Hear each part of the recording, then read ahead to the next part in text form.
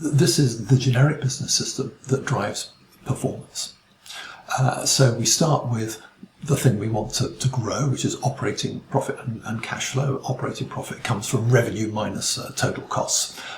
If you've got some costs of goods involved, there'll be costs of goods and gross profit between revenue and operating profit. But if not, that's the structure. Revenue comes from price multiplied by sales, and price affects how fast we are able to sell stuff to our customers.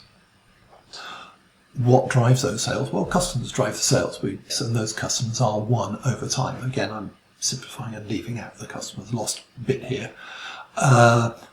What causes those customers to be won? Well, what it is we offer has to be offered at a price they find attractive, and that's a decision that highlighted item price there is something that we actually decide.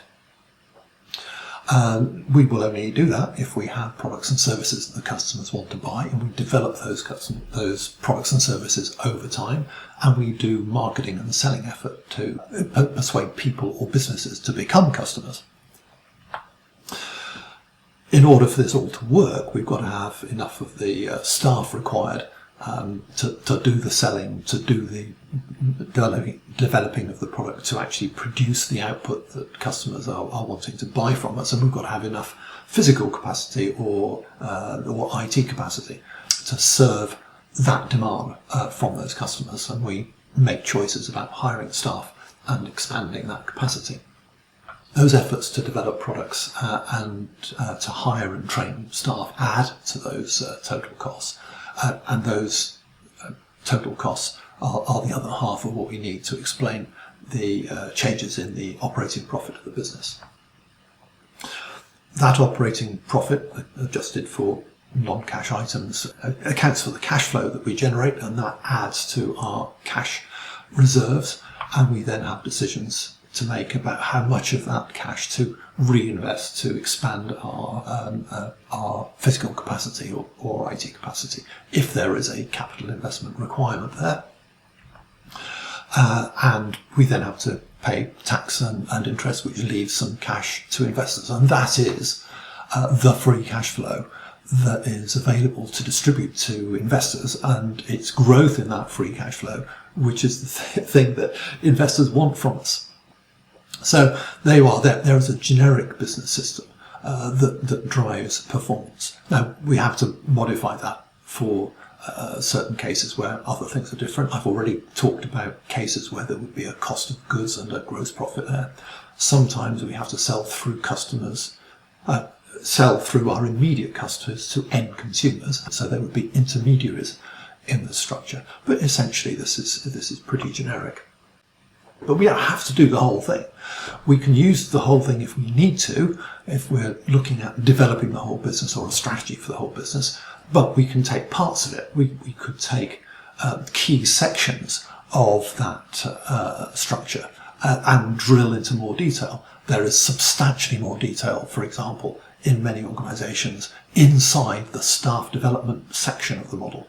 There's much more going on inside the product development function. So we can drill into the parts of the model if we need to, both to develop functional plans that we need, but also to deal with specific issues. Maybe we've got a service quality problem. Well, let's just drill into what's happening to the customer numbers, demands from the customers, the service staff providing that service, the mismatch between them. Why is the service quality not what it should be, and what can we do to fix that? Now, what we have then is we've got a tool here to help us plan and manage all of these tasks of strategic management. Now, I said that there were the key to all this is understanding and specifying these resources properly: customers, staff, product range, and capacity. Right? And cash. So here are some cases where those same items feature and what they would look like in those different cases. For a manufacturer, they have customers who buy whatever it is they manufacture. They have machines to make those products, and they have staff to operate the machines to sell to the customers and so on. If we were looking at a retailer, then the retailer would be looking at the consumers who use those stores. Capacity is the capacity of the stores and the space to accommodate those customers. The staff are, the store staff and other staff in different functions of the business, and the product range is what are called storekeeping units. All of those items on the shelf in a supermarket, they're called storekeeping units. That's their product range, and they make decisions about expanding the product range or reducing the product range or changing products from different suppliers. In service-based businesses, things look a bit different, but we've still got the same items there. If we're looking at a professional firm, like a law firm, well, a law firm's customers are called its clients. They might be business clients or they might be personal clients, but they're clients. What is the capacity to fulfill what those clients want? Well, that is the work that the lawyers can do. We're not constrained here by physical capacity, how many machines we've got, or how many computers. We're constrained by how many qualified lawyers we have. So in this case, staff are both staff and they are the capacity of the business to fulfill customers' needs. And their product range is the services they offer. Walk into a law firm's office and on the table in reception there'll be a brochure that says here is the services that we can offer. Cell phones service, their customers are the subscribers. Their physical capacity is the base stations that they operate and the network between those base stations. Staff are the engineers, customer support people, and so on. And their product range is the set of tariffs that they offer, the different price schemes that you can choose between if you're a customer.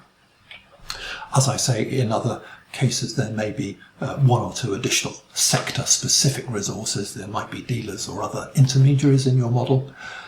If you're in a business where you have kind of large items that you build, like ships or aircraft or something, there might be an order book. That's a resource that accumulates and drains away over time.